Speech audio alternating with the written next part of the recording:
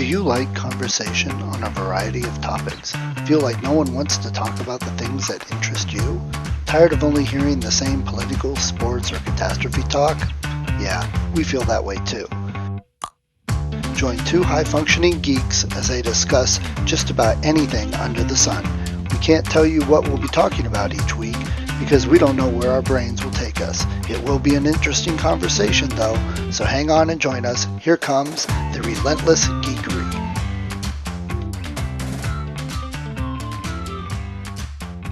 Time to break out the shorts and the t-shirts instead of the sweats and the et cetera, et cetera. And yeah, so thanks again, Ted, for being our guest. And it always gets comments when I wear it. You know, I have certain lounge pants that people always talk about when I have like Dr. Seuss or Black Panther or something like that.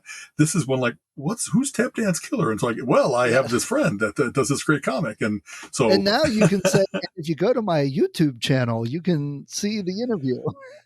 Exactly that. If you want to go and get some, get your geek on, we are relentless in our geekery. And so it actually, that's very fun. For a long time, when I ran the Smart Life, that was the very early social media site. Before Facebook was big, I actually had started something up that had lots of Mensa friends and so forth. And it was just that little fun tweak of when people say, hey, what's going on? What's your website? And it's like, well, I've actually built an entire universe of fun people and good content. And you know what I mean? If you stop by, it'll get even better. And it just was nice to have that little leave behind. Right. You know what I mean? That, hey, come and join us. It's fun. That's true.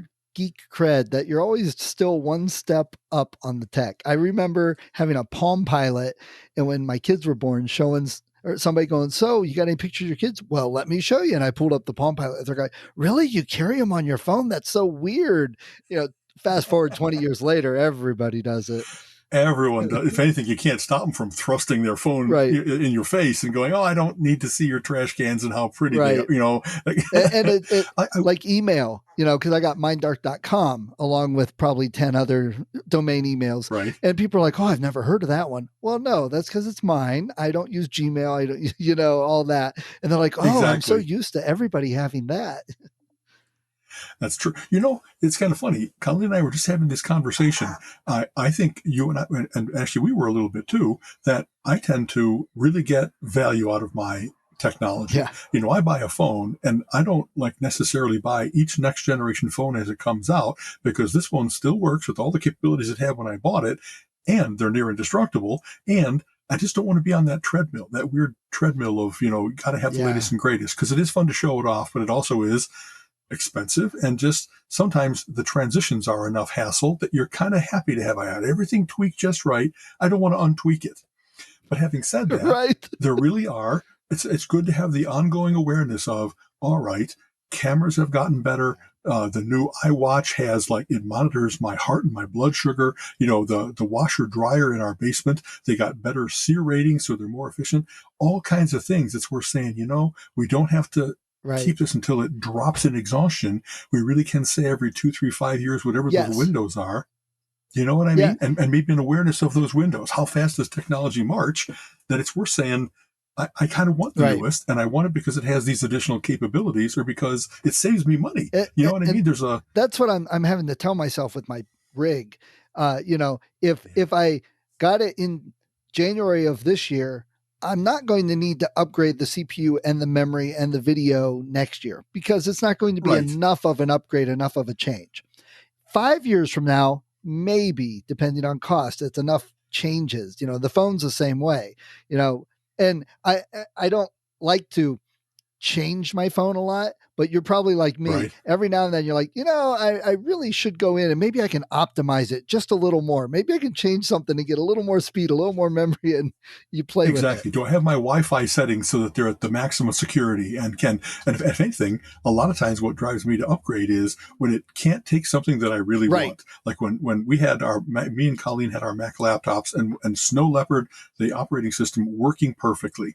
And when it got that it couldn't take the next operating system upgrade without some 32-bit apps not working because they went to 64-bit or whatever the qualifiers were, it's like, I don't want to be in that game now of I'm deleting things from my hard drive because I don't have enough room. I'm continually closing apps so I have enough memory. Especially I usually get my rigs really outfitted because I don't want to be interrupted by I've run out of memory. Right, You know what I right. mean? That just doesn't that seem like a 1980s Yeah, problem? And I don't want to be exactly. in the 1980s. I remember upgrading and so an Amiga to a whopping 512K just to play SimCity. Exactly. I'll tell you, I was a consultant at Ameritech for a long time, and I would say for a year, about a third of my time was doing LIM upgrades. Remember, Lotus, Intel, Microsoft had a standard for how you could go beyond the 384 barrier, if I remember correctly, and you had to get the memory and then configure your machine so that it could recognize that memory. If you really did it for like Lotus spreadsheets, it was very, very handy. Well, that's kind of like the last time whenever I remember getting like an 80 meg hard drive and going, how will I ever use all this space? Right. Well, then, music shows up as rich media and various other things. And you quickly see that everything almost accelerates, Right. they get past you. The files get So, bigger. yeah. So I guess that's kind of a little bit of a resolution, like I really want to always be, when I describe my rig, not immediately have caveats for, well, I got that old and it was great at the time. I kind of want to be close to state of the art, especially if it's capabilities for me or additional safety. As you know, cyber warfare is all around us. And I really like it when the machine has actually, nowadays they have things, on board where it's got a corral of how it runs memory so that it really does stop things from being able to take it over, get root, et cetera, et cetera. And as those things are introduced, not only do I want to have them for myself, but I kind of want to have experience of them. Not kind of, I really want to have experience because all my friends, as you know, when you're a geek, a lot of people just have casual geek conversations with, hey, my system is running slower. Do you think it's a virus? It's like, let's talk it's about a human virus. Really, exactly. What is it? PEBCAC. Problem exists between chair and keyboard. Right. You know what I mean? Exactly. Right. So, but I always have been like that too. I want to have direct familiarity with these things so that I can actually, by having both Mac and Windows, I can talk about, well, here's the way in which I'll compare and contrast between Windows 10 and Mac OS, 15 or whatever else it might be. And I don't know, it just matters to me that I'm relatively current. One of the ways in which, as my body gets to be 60 and I slow down a little bit, I can still keep up with these kids nowadays because I have state-of-the-art phone, not a flip phone. I have state-of-the-art computers. If anything, I kind of know more than most people, no matter their age, about a lot of these things. You know what I mean? So at least that's a conversation I can have. One of my things I like being able to do is having my phone, having my computer, laptop, whatever, and say, yeah, well, you're complaining that your laptop, oh my gosh, it's 3 years old. It's running so slow and I got to get a new one. I'm like, oh, well, look, mine's running just as fast as yours and it's 10 years old. I have so much knowledge that I can keep it running very well. It's that type exactly. of thing. I installed my own memory and I didn't zap everything. Yeah. Don't say that because Frankie really did do that. He's still bitter about it a while back. Oh, I didn't tell you that story. Yeah. Last year when he got his stimulus check, he went out and bought a gaming rig and nice computer, and it could have been liquid cooled. It had lights and it was, fast memory, good card, all of that. And he got a new desk, was moving things around. He's been streaming. So he set up his green screen behind him, was really getting into it. Well, he was in a hurry and he left various things plugged in, was moving things around, and something flopped over, a live wire hit the motherboard and fire flew out the back, and that was it. So he was not happy about that. He's like, do you think anything survived? I'm like, no, you're gone. You're really, once you see smoke, right there, no. And he had a pretty modern rig. I mean, he didn't even have a hard drive as I even recognize it. It was really just a memory stick, but it had consistent memory. However, magic they do that nowadays. And I'm like, that's your hard drive? I'm like, okay, I don't know a thing about this. It's a whole new port. It's a whole new look. I'm like, I don't know anything about it. Yeah.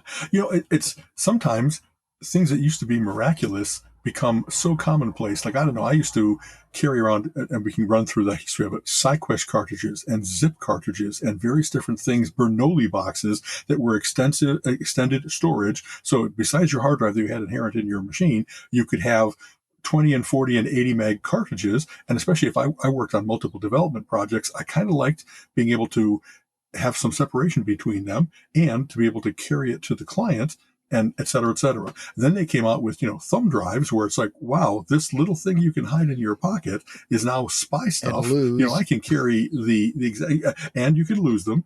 But the fact that they're now becoming where you have like a complete operating system on it, and it really is like they used to make fun of, with any Earth laptop, you can take over an alien spaceship and destroy their armada. Well, you can really put in a little thumb drive that is outfitted to like take over, read data, spy stuff in kind of a dangerous way, but also in a cleansing way. If I go to a friend's house and I have all my tools on it for, let's check the hard drive, let's check the file integrity, let's all that kind of stuff. It's very cool to have your bag of tricks be not a succession of floppies, but this little magic thumb of yours. Yep. It's the cool thing. I had a thumb drive that had lots of hacker type stuff. So I could go to a client, plug it in, and I could get to it and run things and check things, not to take over and be a black hat, but it's because the same tools can be used for good. For good or for evil. Yes. Exactly. I have a thumb drive that runs Apache, so I can literally take my thumb drive and do web development on any computer anywhere. I have another one that runs Linux, Ubuntu, so I can run it right off the thumb drive on my laptop, on my desktop, on my wife's laptop, whatever, and it's all consistent. Yeah. So. Exactly. In fact, when they started, I have been going to tech conferences forever. And when they started to give away, not only at tech conferences, but just at regular conferences, here's a thumb drive. It has your schedule and a whole bunch of useful stuff. You know what I mean? The logo for the conference and whatever like that. And it was like, these are now enough of a commodity that they give them away by the 30,000s. Yeah. You know what I mean? That's kind of cool. You really know it's arrived and it's stable. And right. And the last one, I just took and plugged it into the port in my head, and I was good. I just all day. Exactly. Yeah. Here's a pill you're going to swallow, and it's either the red pill or the blue pill. Right. Okay. So you said you got out the spring wear and starting to wear your warm weather clothes. We just had Easter. We didn't talk about Easter last week. So I saw you guys were away for the weekend, but so geekery wise, what are the traditions you've grown up with or that you guys do and things you do for Easter? It's funny. As a family, we did many more things like dyeing of eggs and coloring of them. You know what I mean? We've tried that. We always had PAS, which I think is one of those places that has an officially government sanctioned monopoly because I don't know that there's any other, but and getting together with friends or with family, that's always very fun. You get to see everybody's taste in colors and just sometimes happy accidents come out and they're really beautiful. Sometimes they have little speckles and stuff. When I was growing up, we used to have a big Easter egg hunt and kind of a treasure hunt in the house where it was not only Easter eggs, but bags of jelly beans, those little mesh bags of jelly beans and of chocolate eggs and a chocolate bunny hid somewhere. And my dad hid them all over the house, and then he would give out clues, and there was like one of each of the various different things for each of the kids. And so he, with his amazing memory and his amazing creativity, was able to put out clues. It was like he remembered like looking around and who's got one in their basket. Oh, you haven't found your bunny yet. And he'd give some kind of interesting cryptic riddle, if you will. And he was smart in terms of they really weren't buried. They weren't in the bottom of the drawer behind the tools or something like that. They were all where you could see them from a certain viewpoint. But sometimes it was like, we had curtains that had a swag rope that kept them together, and he nestled it in where if you shook the curtain, boom, it would fall out. But otherwise, it was just kind of waiting to be found. And I was amazed at, of course, your sugar high, like you're getting all the cool fun treasure, but the fact that he did that for years and years, and it didn't seem to be that there was the same places each year, that there was always new creative places, like hide a bunny box in a bookshelf because it's the color that year that's not a bright pastel where it'll immediately stand out, but somehow just fit in. Right. And you'd be like, you look around the room and scan. Anyway, so I always loved that. We often went as a family for a walk, and so that's, spring is springing, and we'd go out to Cosman Lake was near our house in Elk Grove Village where I grew up, and just various different things were bursting into bloom, and it was very much family time. Have a big, Easter breakfast, where everybody contributes. So somebody cooks eggs, that kind of stuff, and then a big Easter dinner. So that's kind of traditions. Now that it's down to just Colleen and I, we have pisanki, and I wish I would have thought to bring one up to have it on camera. Those are those beautifully colored Ukrainian Easter eggs. And I don't know, I love colors like that and patterns like that. I just have that thing about complexity and symmetry, and just they're beautiful. And I always thought in my mind that they were kind of like Fabergé Right. eggs, where they're going to cost me $10,000. How am I going to do this? We discovered that here in Cleveland, the Ukrainian Defense League, no lie, has a little gift shop, and they have all manner of members who make these Easter eggs. Nice. So for as soon as I got in town, we went over there and like get 2 eggs each year for a couple, probably at least 12 years, where we had 2 dozen, and we had like the special Fiesta Ware egg holder so that they display beautifully. And man, there's just nothing like seeing those as you walk around your house and glance by, and you just stop and look at them because they're just so beautiful. And human beings made this with that painstaking wax removal process, and multiple layers, multiple iterations of it. I can't think of anything more beautiful that I have in my house, than those. They're really beautiful. Level of artistry. Yeah, exactly. Not just craftsmanlike, but artistry. And they have like where one's white on white, it's a big goose egg, and they did it all where it's just like layers of wax with slight dyes. So instead of being bright, it's actually very subtle. And one of those things, you kind of hold it up to the light, and as you move it, it shifts. I don't know, man. That's nice. The fact that someone has that steady of an eye, and it seems to be something like they had classes at this place as well, where it was handed down from, mother to daughter. It seems to be many more ladies than guys doing it. I'm not sure why that is, but it was very much like the steady hand and the accumulation of 10 eggs in progress, and pick up each one and do the next thing to it, and then beauty appears. Wow. Oh man, I know that's beyond my skill. Definitely.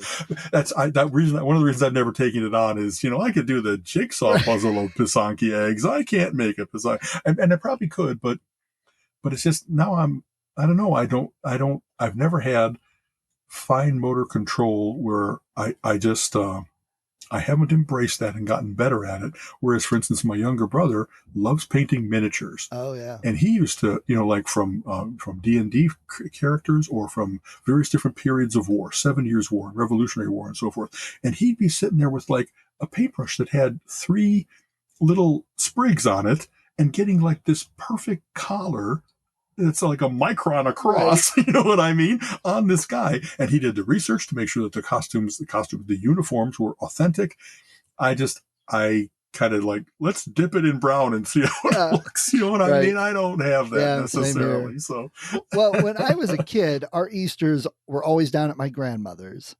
And I remember when I was really young, my great grandparents were still alive, and they literally, when they were 20, came over on the boat from Hungary to settle in America. So they still spoke their native country language, and that my great grandfather, he was ancient at the time. I was 5, he was 75.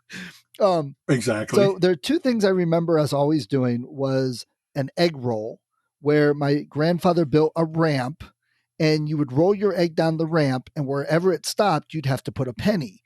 And if it rolled over anybody else's pennies on the way, you could pick those up. So over time, It was one of those where everybody'd keep missing pennies, so you'd have 1 million of them out there. So then every roll, you would get 4 or 5 pennies, and then you'd put one down. But pretty soon it rebalanced the other way. And, so it was always that lottery feeling of, oh man, I could win lots of pennies, but it never worked out. Exactly. It evens out over the course of who goes in at what turn and stuff. Yeah. Entertainment. And then the other fun game my great grandfather wanted us to play was you would take quarters and nickels and 50-cent pieces, dollar, whatever. He had some money from his life. He did good with that. So all us kids would get pennies, and he'd have quarters. But you would hold an egg. The other person would take their coin, try and slam it into the egg. If it went all the way through, they got all the money in the eggs. Well, it was more fun for him to watch us flinch every time somebody missed and we'd hit knuckles with pennies, or, something like that. And we realized when we were older, that really was the point of the game, was for my great grandfather to laugh at us as we cracked our knuckles, hoping to get 25 cents in pennies. That's right. How much are you willing to sacrifice your hand in order to get? Then when my kids were born, we did the Easter egg hunt. I did it around the house. Good for you. I bought like 350, 400 eggs. And well, Wow. we got the land, and I would fill them up Yes. with little bits of candy or some coins. When they were younger, it was pennies and nickels. As I got older, I put dollar bills and stuff. And I'd spread Right. them all throughout the house or out the land, and they'd go out searching. And we always invited friends over. I'm like, my kids don't need 400 eggs. So it was always more fun with friends. And they would always have a gaggle of kids running around the yard looking for eggs and stuff. Every That's very single cool. year, we would find eggs all summer into the next year. Right, because even if you with that many a dozen kids running around, they don't Nope. scour the place Nope. necessarily. In fact, earlier or late last year in the fall, I was walking the dog in the woods, and boom, there's an egg laying on the ground that must have fallen from somewhere. And Right. when Jason got to be a part of it, he was only 9 when we started. He'd never done an Easter egg hunt, and he was super excited. We'd go running out. The older kids were like, who cares? And I was looking through it. I'm like, so what did everybody get? Oh, I got $1. Oh, I got some quarters. I got candy. I got this. I said, oh, well, nobody got the $20 bill yet, huh? They went, what? Oh my gosh. They all went running out. Go For back like 3 out. hours, they're scouring Dude, I did not put a $20 bill in an egg, but oh, you are the king of evil. But they found almost all the eggs, so I didn't have to go pick them up. There you go. And that's a time-honored thing. I mean, if you want to sell every single thing at a carnival, you make sure that there's one big prize and people will keep going for that prize. Every ducky in the pond, that kind of thing. So, go ahead. No, I forgot to mention a couple things. Our family used to have egg fights, and to make sure, don't go wrong here. We had hard-boiled eggs, and one holds the egg, and the other one taps end to end the eggs and see which one's cracks. And it's not. They both don't. One or the other wins, and then if yours cracked, then you got to eat that egg. And so once in a while, we'd have an egg go all the way around the table, and you learn, of course, to crack pointy end to pointy end because the semi-hollow round end ain't going to win. Right. And if your egg made it all the way around, then instead of hitting another egg, you had to crack it on your head in order to start eating your egg.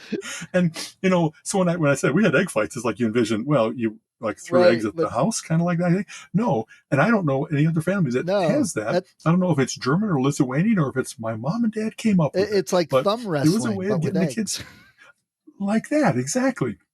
So Colleen and I do that. You know what I mean? We have hard-boiled eggs. We will often, and you learn like how to hold the egg like in your hand so that it's more supported. Right. An eggshell is actually a very beautiful creation where it's really strong for the little bit of shell that it is, if you will, and especially it's strong end to end. From the side you can stove it in more easily, but at the end it's so anyway.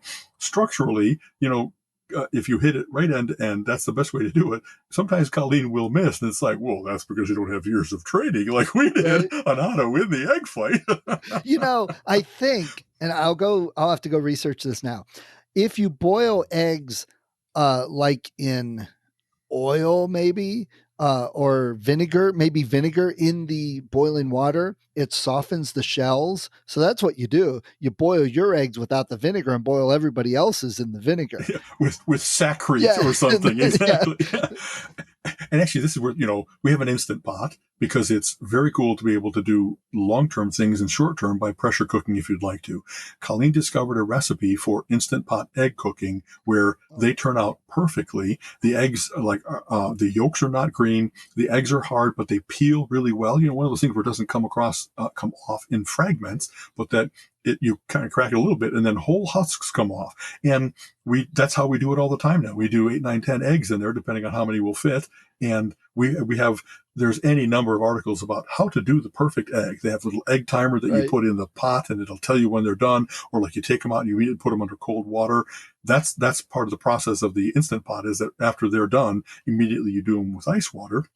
And that seems to give you the right combination of the egg is fully cooked, but the shell is just the right amount of brittle but tough so that it peels well. And I don't know, we'll never go back. Once you discover that, you're like, we eat enough hard-boiled eggs that we do that. Well, I know Instant Pot's been on our list. So maybe I have to get one now. Yeah, I think it's one of those. We have a crock pot, and that's always what we've used for long-term cooking, and I really love that. I love tender meals and where the flavors have had a chance to really intermiss and get good.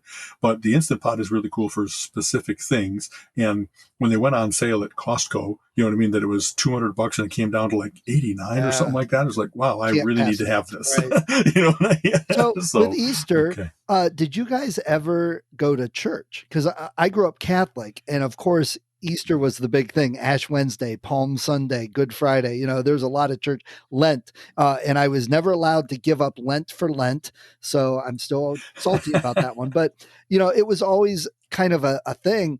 Oh, it's Easter Sunday. You have to get dressed up in your little suit, your good clothes. You go to church. You know, they walk around, do all the stations of the cross, and then you go to grandma's and Right. eat a meal and have all the fun stuff. It was, you know, growing up, it was like that. I haven't done that since I've been older. Did you guys do anything like that? Yeah. You know, this is very interesting. My parents are not heathens; they're actually religious, but Well, that's a good thing, you know. they Put on your kind of T-shirt. My parents are not heathens. yeah, exactly. Well, because it's funny, you know, I am quite atheist. You know what I mean? I really I've read so much religion and mythology and folklore that it's hard to believe any of them. They all seem to be mythology enough to me. And my parents were kind of when I talked about going for Sunday walks, that's kind of what we started to do as a family. My dad worked a lot, so most of the time Sunday was his day off. He often worked Saturdays, and we discovered that instead of like going to, I think, our Lutheran church, I grew up Lutheran, Christus Victor in Elk Grove, we just weren't as a family getting enough out of it. We would, for probably the first, I don't know, until I was 10, 8, dress up, and not only for Easter, but, you know, just be very respectful You're Christians, if you supposed to will. do this.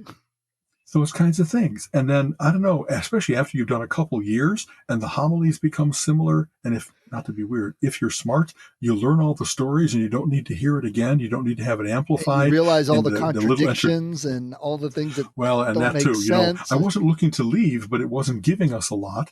And so we started going for Sunday walks instead, Nice. that we just discovered, and I don't, maybe we have some Druid blood in us, or at least some, you know, more Germanic, Gothic love of nature, that we as a family got much more together, um, out of going together, taking the dog along, exploring nature, kind of, you talk about how your week was, the things that the family was doing it, not being an audience in a church, if you will.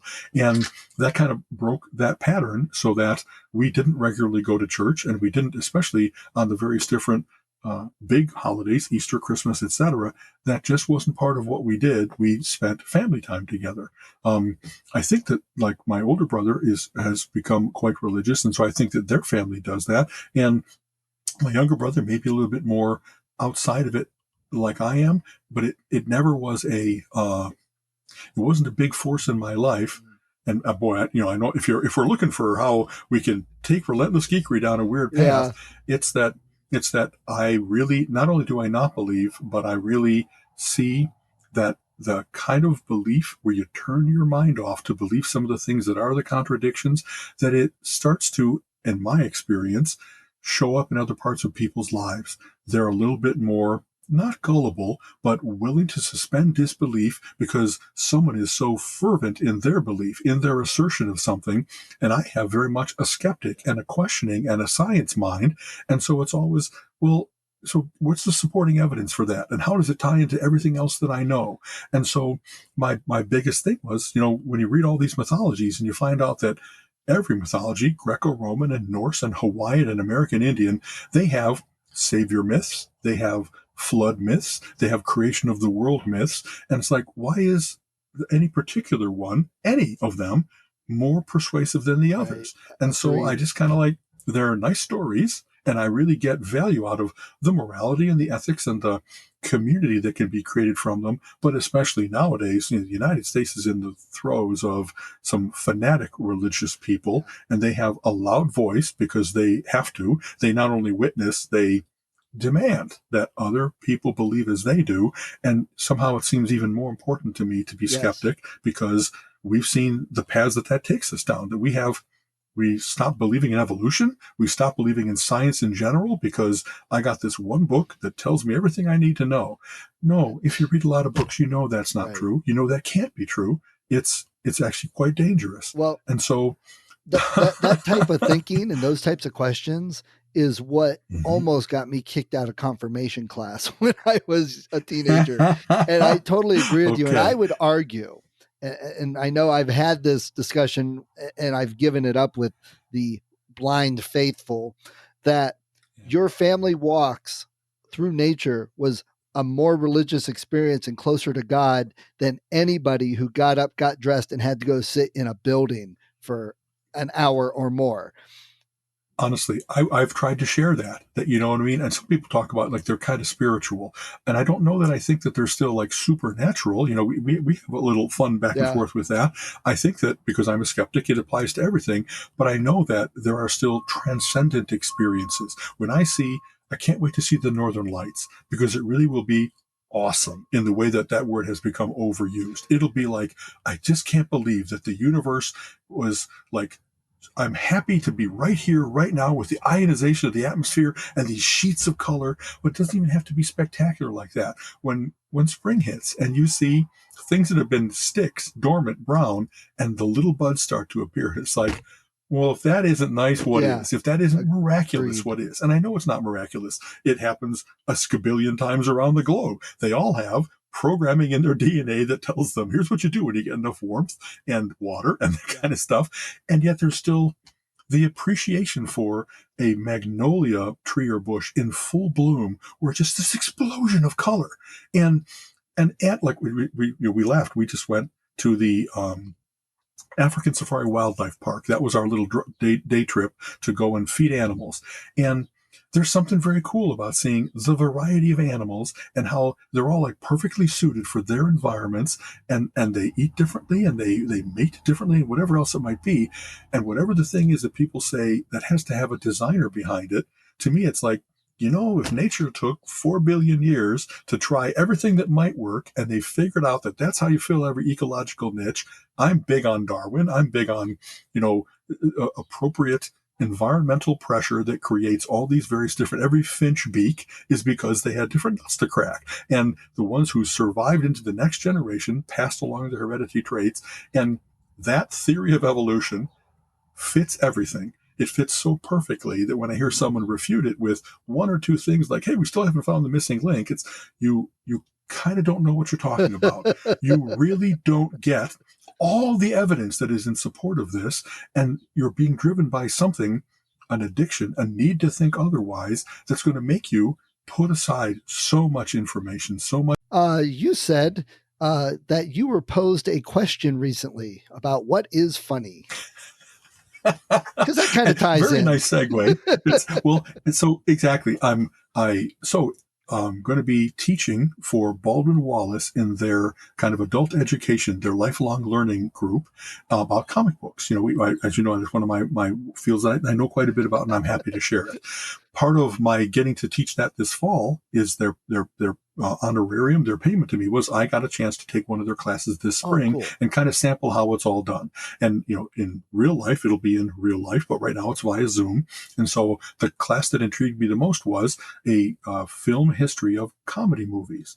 And so, sure, I laugh easy. I love comedy, etc. So the guy started off things with, you know, not just let's watch some funny clips of the Marx Brothers, but it was as framing, what is funny? What do you think is the funniest movie of all time? Who do you think are the funny performers? And kind of why? You know, that it's film appreciation and it's film analysis, not just let's get together. And so this is interesting because a long time ago, Mensa had a colloquium on humor. And it really looked at humor from all kinds of different facets. And one of the funny things you find out is that there's not only one kind of funny. You know, there's insult humor funny, there's wit funny, there's pun funny, there's pratfall funny, there's physical comedy, there's absurdist or, you know, surrealist funny, where you're just like, well, that doesn't quite fit, you know. And as you look at those, and one of the funny things about humor is, and there's any number of quotes about this, you know, the more you analyze that, the more you dissect that frog, the more you kill it. Yeah.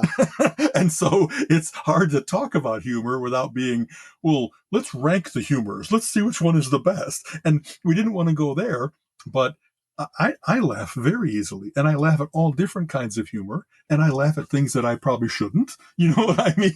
that there's an embarrassment to them, or that, and so some people will make their big pronouncement of humor is all about power. The person who laughs is the one that gets to lord it over the other person being laughed at. It's like, but that's not all of humor. Right. Someone said it's all about tension and release, that you set up a certain expectation and then you break it with a little surprise. And our reacting to that surprise almost always causes laughter. That the way we relieve the discomfort is that. I like, what's my favorite funny movie of all time? Probably Monty Python and the Holy Grail, because it is consistently funny and yet smart, and they know just how to take historic situations and make fun of what's funny about them. Not in a savage way, not in a this is all crap way, Absurd. but more like absurd, and that there's physical comedy and there's wordplay, and I love that it's almost like a showcase for all the different kinds of humor. And boy, the Monty Python people were just, by it being a troupe, you have all of their comic sensibilities represented. And I don't know. It's one of those movies that every time I rewatch it, it's not like you know what's coming, and so you just, I anticipate how good certain scenes are going to be, and I just love the good laugh of definitely how skilled they are at putting this on camera. And I agree. I think Monty Python's hilarious. And I know there are some people that like, this is stupid. I don't don't think it's funny at all. Right. It's not for everyone. But on the other side, the things like Airplane and Police Academy, there are people that think that those movies are the epitome of humor. And I'm like, yeah, this is kind of stupid. So it's definitely, different types of humor. Yeah, taste. Exactly. And for me, some of my favorite humor is within an action movie, if we're talking movies. So you get the Lethal Weapon. If I want a good comedy, I want to relax and laugh, I'll put on Lethal Weapon. And people are like, well, that's an action movie, but it's got humor in it that I can... Exactly. It relieves the tension. It breaks the tension, and yet it's got a great pacing. Yeah. Right. And go ahead. No, it just, one of the things that we talked about was that sometimes humor is about the forbidden. Yeah. You talk about taboo subjects, and any number of comedians are really good at that what they want to do is be skilled enough to like show you the line and then step across it and be so good that you want to step across it with them. And so, there's all kinds of terrible subjects you can't make a joke about. And yet I've heard comedians make jokes about every terrible subject under the sun, whether it's concentration camps or rape or whatever it might be. Gallows humor. Exactly. Because that's part of how you get through life is everybody goes through tragedy. And are you going to let it kill you? Are you going to let it crush you? Are you going to be, oh yeah? And just kind of like I laugh defensively on all kinds of things just to get through it. Yeah. I've noticed that about myself. I don't want to stay sad. I don't want to stay beleaguered or afraid.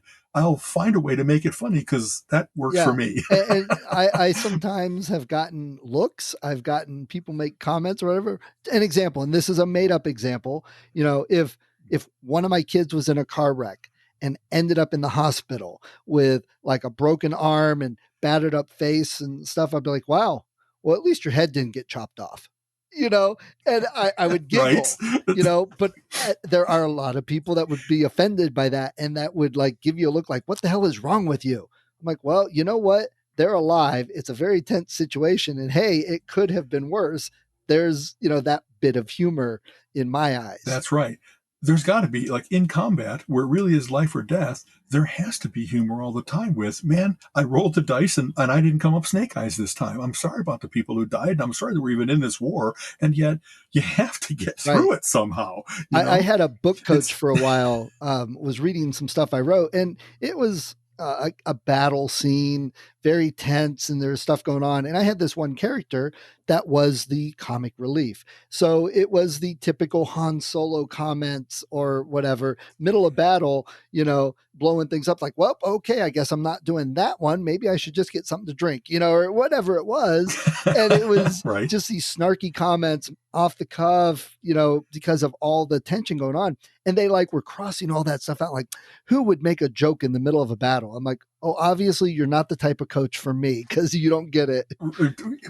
Well, see, that's true. That's how you get a sensibility of who you're going to be compatible with. I've always thought that you don't have to have an exact shared sense of humor, but I don't like being with people that are sticks in the mud. Right. I don't want to be with only factual people. There has to be a certain amount of play. It's kind of funny.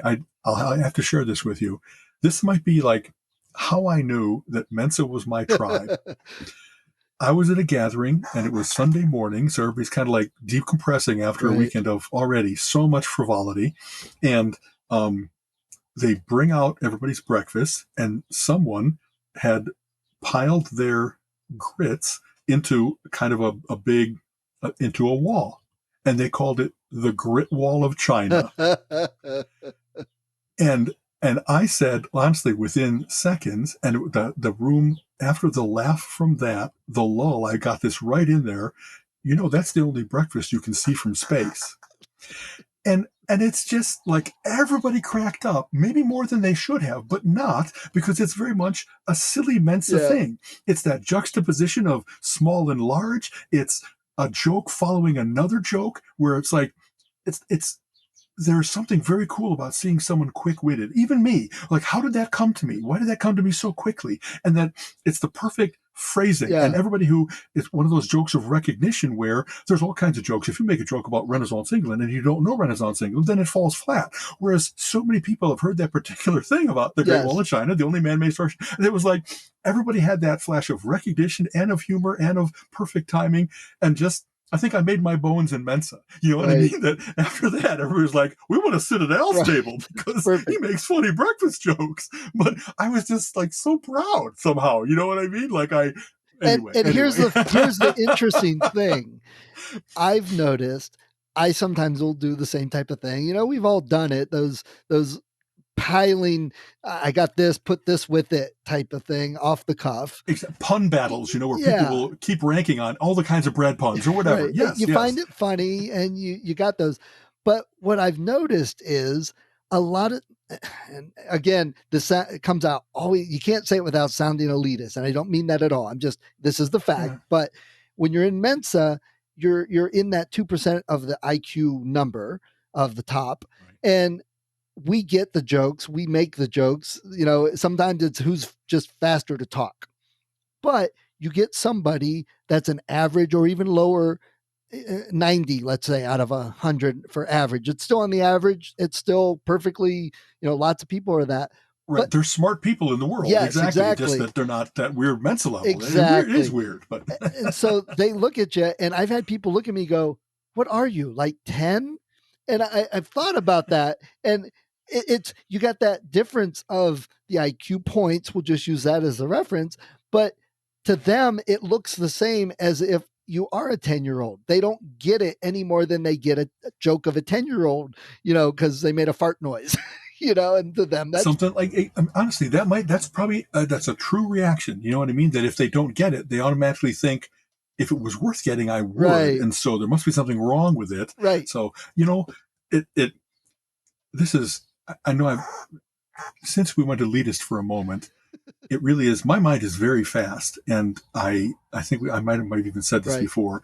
It's kind of like living in a world of statues. Most conversations, most interactions that I have with the world, I'm kind of waiting on them. I've already thought through scenarios. I've already thought of multiple things to say and do, and I'm waiting to see how it will go. But I don't get surprised by regular interactions with the world and people in general that often.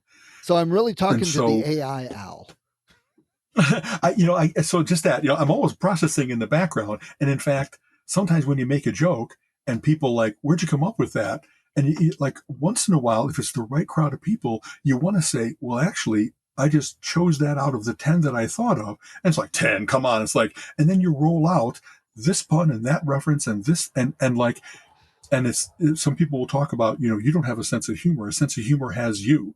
I have that little background operator that's always thinking of a funny thing to say. What's absurd about this situation? What could be interesting, tweaked? When you hear the word red, it's not just the color red. It's red for communism and red for licorice and red, the Red Riding Hood. And those just appear kind of unbidden, but rapidly. And what would be the interesting thing? Is there a blood pun to be made here? Can I be sanguine about it? And all that kind of stuff. And I don't think it's frantic. My mind is not like, can I get a word out while my mind is running? Some people, they talk about that they can't go to sleep at night because their mind won't turn off. Luckily, thank gods, I don't have that weirdness. You know what I mean? I really am full capability when I'm on, but then I don't have a problem with turning it off or something like that. You know what I mean? So, and that, to come back to humor, it really is fun to just experiment. You know what I mean? Like when you're with a group of people, and I often say this about gaming too, you can learn so much about a person by how they game, what they laugh at, that you don't have to like say, give me your dissertation on who you are and how you were formed and what you are as a person. That it's just, you're always doing those little, do we have a connections here? And one of the reasons that Colleen and I get along so wonderfully is that she's funny as hell. And we learned early on that we're both funny, and that it wasn't funny like competitive funny or insult funny or anything like that, that it was this joyful, why do we love road trips? Because we'll be going down the road and every sign is an opportunity for a funny reference or a pun. Every interaction with people is not making fun of them, but it's just the absurdity of, this subway is exactly the same in South Dakota as it is, so do they have like, I don't know. We have a gentle sense of humor about everything. And boy, that just gets you through when, hey, we were going to go to this place, but it got rained out. And yet we're not like morose about it. It's more like, well, if we go indoors over here, we know just wandering around a museum, just wandering around a Costco, we're going to have a good time. Right. You know what I mean? So with your class, are you having to write comedy lines or write short stories? Are you doing a stand-up for the final credit or whatever? No, it's really not that. It really is a film appreciation class. So what he's doing is taking us through like one per decade, what he thinks are some of the funniest movies ever made, and talking a little bit about why they're funny. So we started off with Night at the Opera, Marx Brothers, very famous. Lots of great funny scenes. I think we're doing Some Like It Hot from the 50s. We're doing The Graduate, which is both a drama and a comedy, but has some very funny scenes. We're doing The Philadelphia Story, which is one of those great overlayered conversation 40s comedies where I think it's like, right, Spencer Tracy and Cary Grant and Katharine Hepburn, just monster actors at the height of their powers, and that the script is like, inches thick instead of 20 pages, because there's so much back and forth and wit going on with, anyway. So that's what the class seems to be about, is people putting in that when they first saw it or why they think it's funny, and it'll be participatory and contributory, but it isn't if you're to create your own movie. So it isn't anywhere near like one of your cool writing workshops or something. That's what I was going to ask, because asking, what is funny, there's no answer to that. You can't give it a definitive answer except maybe 42. And I see the class, because I could definitely see out of any 10 movies for any decade, that some of the people will agree and like it, some of the people will disagree and not like it, and some won't care or even understand maybe. And that shifts and changes for every 10 movies in every different decade. Because I know exactly, like I know people that, oh my gosh, that movie's in black and white, that can't be funny. Well, we've talked about that before. People think that the world started when they were born, or that black and white is kind of, by definition, corny. But that's the whole point of watching The Philadelphia Story, is there's as much wit packed into that movie as there are jokes in Airplane or absurdist references in Idiocracy or whatever else it might be. It's just a difference in style. You know what I mean? So yeah, definitely. So that's interesting. I'd like to hear more, because, for example, I mean, you're wearing the Tap Dance Killer shirt. I've been rereading the Apama stuff since I got my Kickstarter that, and exactly, there's bits of humor within that, but it's not laugh out loud type humor. It's lighthearted, you might say, more than humorous.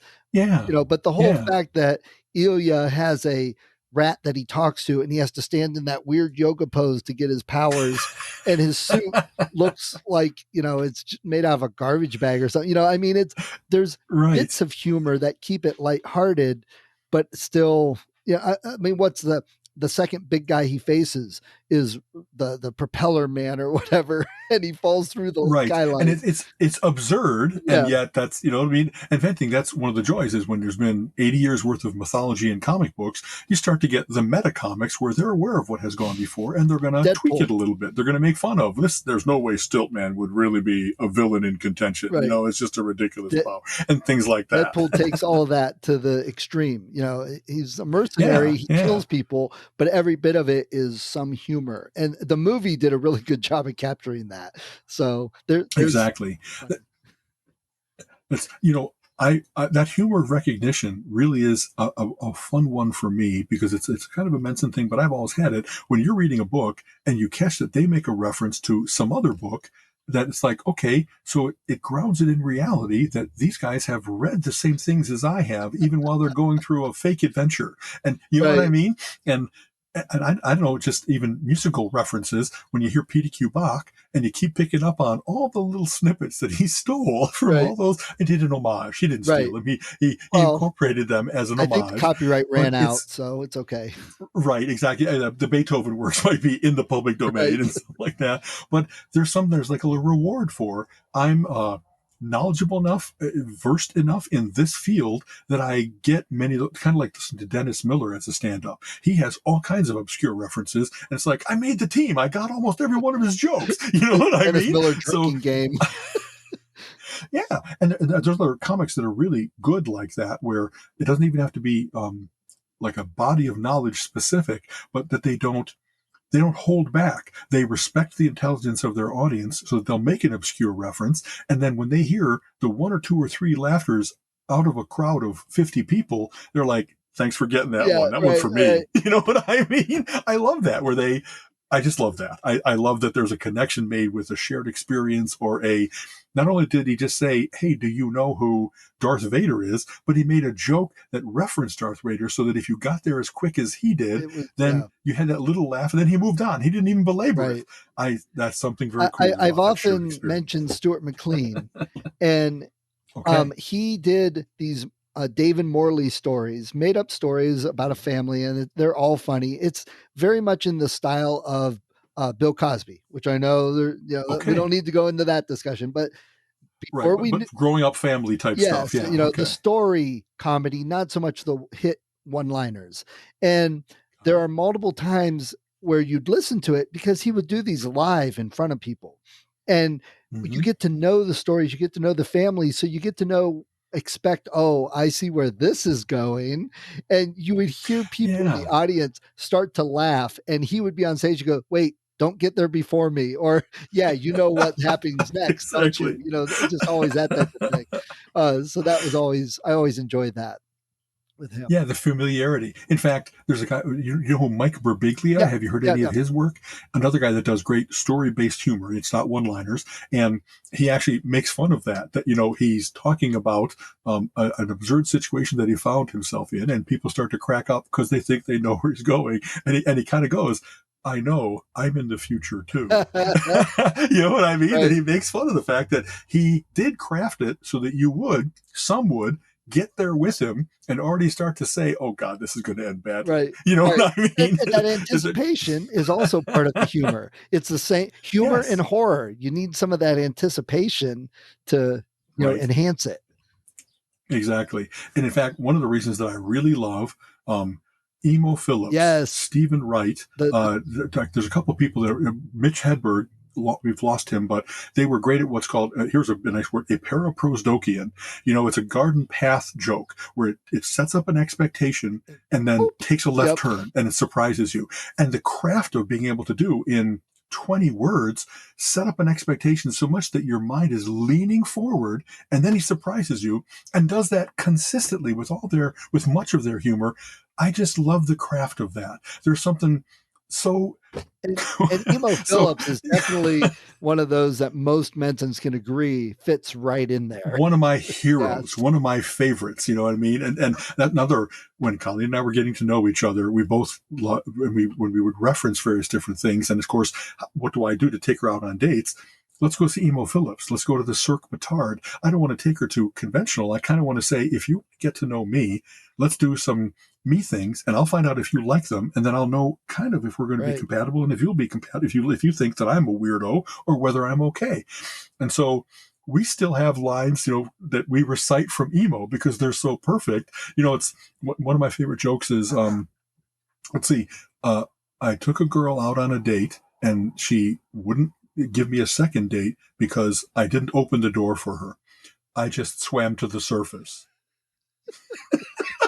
Yes. And that perfect, it didn't just take a left turn. It went into like horrific. Oh my God, car underwater. Right. He's going to let her die. But he just says it like wasn't in because his you sing didn't open the song door, voice man. that is so innocent. Yes. You know what I He mean? does it that and flat, and he, you know, monotone. I just referenced him the other day. Colin went and got a tattoo. His first tattoo, he got Batman on his oh arm. boy. Okay.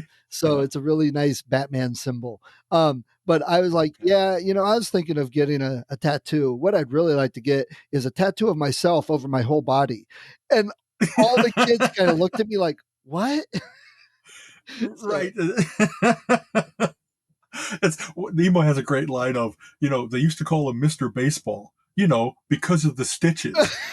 and like that, you know, it's like, oh, I love people that can take you to a dark place, but it's still so terribly funny. Right. And he You know does what it I in mean? such It's a just like monotone, you know, his delivery. yes, That's what helps set it off because you get a lot of comics that laugh at themselves, and that's fine. That's part of who they are. and that's okay. He made it that monotone and the dry delivery, you know, very much so. so. That you'd be listening and really trying to get what he's going on about. Exactly. You want to, there's more jokes. Oh, I was gonna say, you want to talk Please about jarring? Go find an interview with him where he's not in character and he's like just smiling and normal and laughing. And you're like, wait, who the hell is that? Honestly, you know, Colleen and I, we're groupies enough that often, especially Hilarities, you know, the place within Pickwick and Frolic here in Cleveland is really great about. They have little stations where after the show, you can often go talk to your favorite comics and they'll be selling CDs or T-shirts or whatever else it might be, just a chance to shake their hand and say thank you so much. And indeed, the first time that we did that, where you find out that Emo isn't always Emo. He really is a persona that he puts on. And same with others like Bobcat Goldthwait is not always like sputtering and twitchy, that he's kind of a normal person without him. And there's any number of other guys. And it is a little bit jarring, but it's also like, honestly, thank God, because that would be a really tough life to go through where everybody around you is like squirming with discomfort because you make them that way. Because you know what I mean? So, okay, let's talk about what we're reading. You mentioned you're reading Wildstorm. You know, what's up with that this week? So I really like Warren Ellis. He's done really good work in comic books in multiple fields, but especially his dissection, if you will, of superhero tropes is really good. And Wildstorm is he created things long ago, I think 30 years ago, when he created the first, you know, there's two ancient races that had kind of settled on Earth, or at least infiltrated Earth, and they're having a war using us as a battleground. But then they also have like alien human hybrids that's some part of how people got superpowers or turned super evil.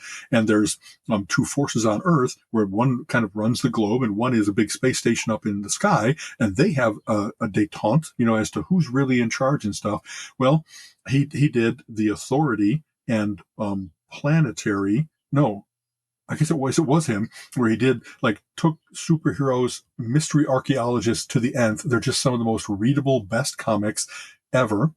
Wildstorm is his redoing it.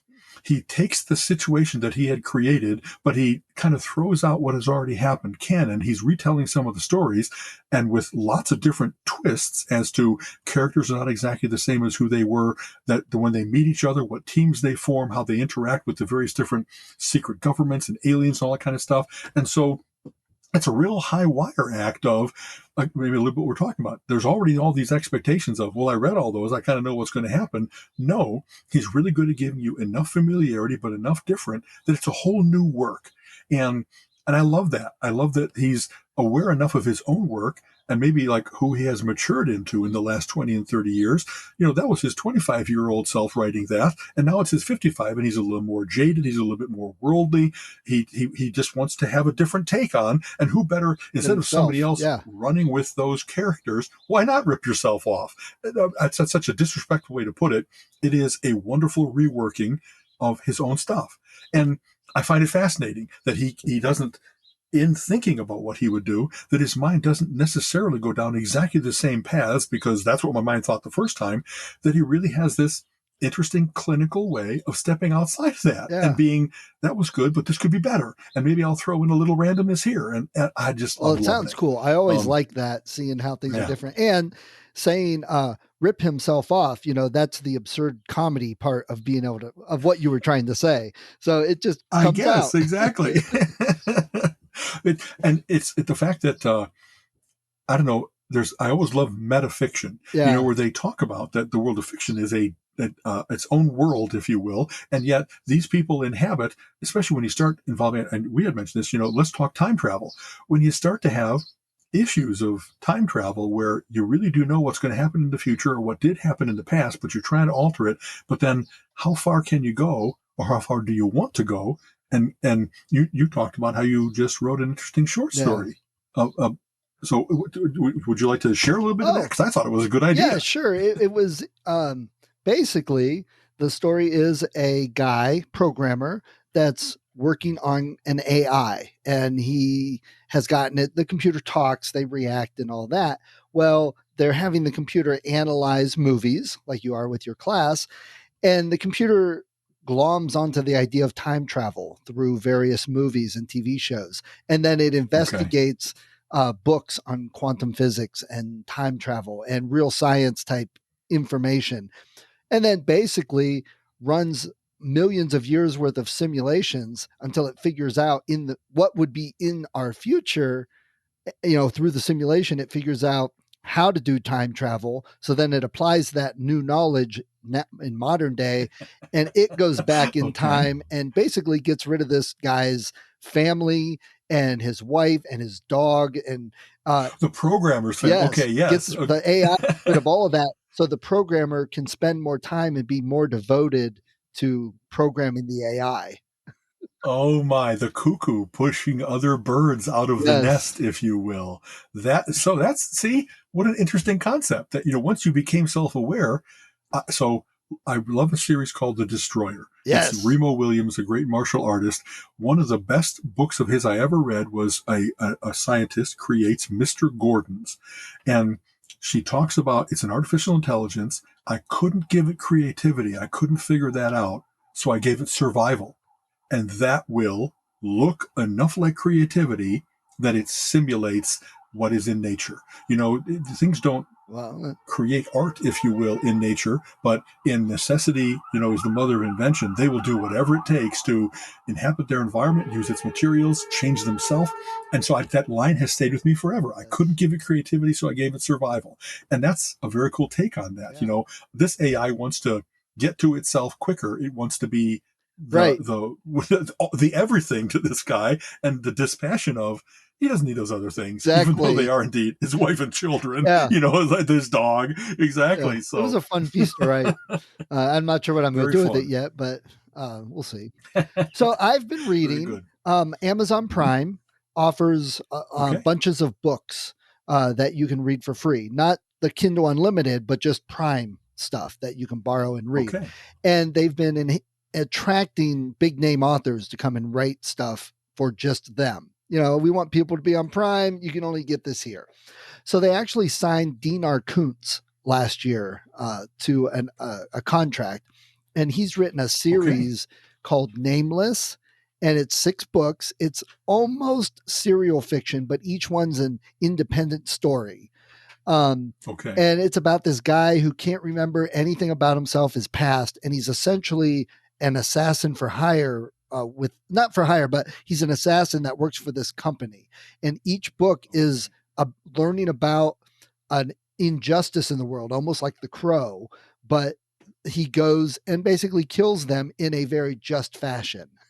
Okay. And they're okay. Because he has the skills, Yeah. kind of like the Bourne Identity, where if you don't know who you are, but you still have the skills, Yes. you're still dangerous. Very much so. And it's not bad. Though the stories are a little short, so you don't get a whole lot that could have been added in, I guess you could say, what you expect from Kuntz. Okay. But the overall arc of learning about him is peppered throughout, little bits here and there. So I'm hoping there's a very big climax that explains more about who he is, and it doesn't just end with him dying or something like that. So we'll see. Yeah. Actually, this is so funny because, sometimes we talk beforehand about what we're going to be talking about, but what am I reading right now? Dean Koontz. Oh, really? I really have liked his Odd Thomas books, yes. and I really liked his Jane Hawk books. It's kind of a spy thriller. And I just got the Frankenstein series. Oh, it's on my He did list. a modern take on Frankenstein, of Frankenstein's monster having survived for 200 years, and also Victor Frankenstein having survived, and that they're still at conflict. One wants to create a new race of men. He wants to be God. Victor Frankenstein is mad, and Frankenstein's monster is actually, from having been inhuman, has become the more human of the two, if you will. And so what's interesting is Kuntz changes his writing style depending on what he's writing about. So these are actually very terse and kind of Pulp Fiction-y, very move the plot forward, show it from multiple characters' viewpoints. The chapters are like 3, 4, 5 pages long, and so there's 100 chapters to the book. And it's just vignette, and like that little mosaic of what's going on and how they're going to bump into each other and will there be conflict. They just compel you forward. I devoured it in like a day and a half. You know what I mean? And there's 5 of them, and so that's one of those things I love is. Because I had loved his work in the past, I, with confidence, bought all 5 as a set. And then sometimes you do that and it's like, wow, that first one was kind of a stinker. And now I'm saddled with these doorstops. Instead, no, I'm really like, I didn't read the next one right away because I kind of like to move amongst various different series. So I think I mentioned I just finished the next book in the Licanius trilogy. I read nonfiction like the Alan Zweibel book. And so I'm looking forward to, when I finish this one, the next one I'm going to return to is the Frankenstein series, because there's just the right amount of CSI investigation, plus a little bit of pseudoscience, plus a little bit of good versus evil. And they're really good. They're really good. So I've got the first 2 or 3 sitting on my bookshelf. Okay. So before we go, what have you been listening to? Let's see. I got a bunch of comedy CDs recently because I had pangs over people that we had lost. And so I think I mentioned I got John Pinette, I got Richard Jenny. Some of them I already had all of theirs that I wanted to have. I got Robert Schimmel, and we kind of lost all of them in the last 20 years, and I don't want to let them go yet. You know what I mean? If all I can have is their little time capsules of their perfect CDs and all that humor. And so when Colleen and I drove down to Johnson Woods, we threw a John Pinette CD in the car. Nice. And as much as we can talk, it's really nice to have shared laughter and stuff like that. Having said that, I also got an Allman Brothers box set that I love them. Is it Dreams? And one of those things. So let's see. I'm trying to think.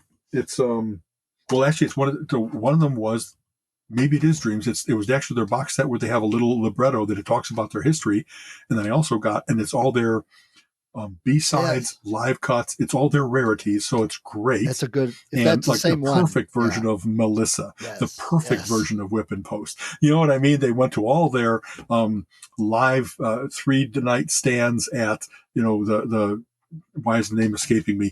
It doesn't matter. Somebody did a lot of good listening and said this has the best solo, the best jam, the best Greg Allman aching vocal. You know what I mean? Yeah. They're just really, really good. And so sometimes I have a box set and I'm like, I'll sprinkle a CD amongst various other things. And I just listen to them one after the other. Tom Petty does that to me, that when I start listening to Tom Petty, I want to hear a whole bunch of Tom Petty. And so what a delight, you know what I mean? To be like, I admire the musicianship of them, and they're not prog rock at all. They're not like, how many notes can I fit in old here? school blues. But their ability to like establish a jam and move it forward and they have a lot of call response where there's multiple drummers, multiple great guitarists, and they play so well together. They're like psychic in terms of how they change on a dime to the next portion of a song. It's just the coolest thing. I love them. Yeah, I love I Allman would love Brothers. seeing them live again. They're not what the Allman Brothers once were. They've had some new guys come into the band, and so if you don't have, think who's gone, Dickie Betts is gone, Dwayne Allman is gone, but the people they've, I think, brought in, and in fact, even I think people that were in Government Mule, who I also really like, at one point they played with the Allman Brothers. There's a couple expatriates from the Allman Brothers, and so I kind of love that kind of thing of when you read the liner notes of an album and you go, well, they used to be in this band that I loved. I wonder what they're doing now. And they're still great. Right. So it's cool to have that little lineage, Yeah. you know what I mean? That's pretty cool. Yeah, I love Allman Brothers. Yeah. Such bluesy. Yeah. It's funny you say that because just yesterday I ran across a clip of the movie Crossroads from the 80s with Ralph Macchio. Steve Vai on guitar as Jack Butler. Oh my God, he's so great. Yeah. I man, I don't know if I've actually ever seen the whole movie, but I caught the clip that had them at the Crossroads talking, and I was laughing my ass off because Macchio's in the background playing slide guitar on an electric, and it's not plugged in. Right. There might be a few continuity errors whatever. or whatever. So that's funny you bringing up Allman Brothers because I quite often will get in I saw them in concert way long ago with some friends. It wasn't all of them. It was in the 80s, but yeah, I mean bluesy. Geez. Exactly. I've seen, and especially it was one of the things I didn't want the show to end. Yeah. They had already played like 2.5 hours, and it's like, man, I got more in me. If you got more in you, I'll stick around as much as you're playing. I think they're one of the groups that would probably play half the night if local laws and whatever would let them. Exactly. That's this. A closing anecdote. I'm growing up, and you start to like look at what your parents have in their house. You look at their books and stuff. I'm growing up physically, but maybe not. I still have childlike wonder. And my dad's a white Lithuanian guy. He's not even wasn't born in the United States, but he had all kinds of blues albums. He had like B.B. King live at Cook County Jail. He had, he had Robert Johnson, and those were like, you had to find those. Those weren't really like, he was not revered back in the 60s. Like he became to be known where everybody referenced him. So they put together a box set and he's, the guy that Crossroads is based on. That's why this kind of links in. And I love the fact that, you know what I mean?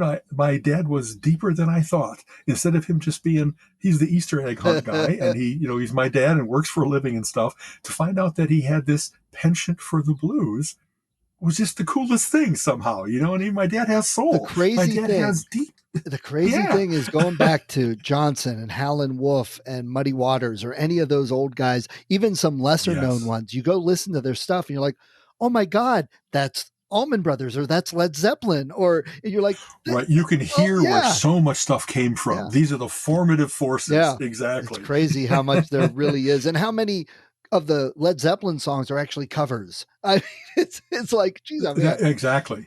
Growing up in Chicago, we had a wonderful blues scene. I used to go to folk clubs and blues clubs where I was like, I kind of don't belong here, but I do. I love this music. And so you go to like Kingston Mines, and we already back then they had Buddy Guy playing often in Chicago, and Muddy Waters and various other people. Whenever they came to town, they would do a set. So if I ever told you this, I saw Muddy Waters and the Rolling Stones playing at a place called the Checkerboard Lounge, where we drove up from Champaign-Urbana. It was when I was in college, to see them play at this little hole-in-the-wall place, and they were all at the altar. The Stones were like, you are the one that we have emulated. Right. We wanted to be anywhere near like you, these kind of pale British guys, but like Muddy Waters, man. And they did Mojo, got my Mojo working. They did Little Red Rooster. It was just the coolest thing to see them smiling ear to ear over, we get to be on the stage with this giant, this legend. Cool. It was the coolest thing. Very cool. All right. Anyway, well, on that note, okay. Haha. Very good. So again, happy Easter, and we'll see what's happening as we move into spring, and see you in a week. See you in a week. Have a good one. Take care. Bye-bye. You have been listening to the Relentless Geekery podcast. Come back next week and and join Alan and Steven's conversation on geek topics of the week.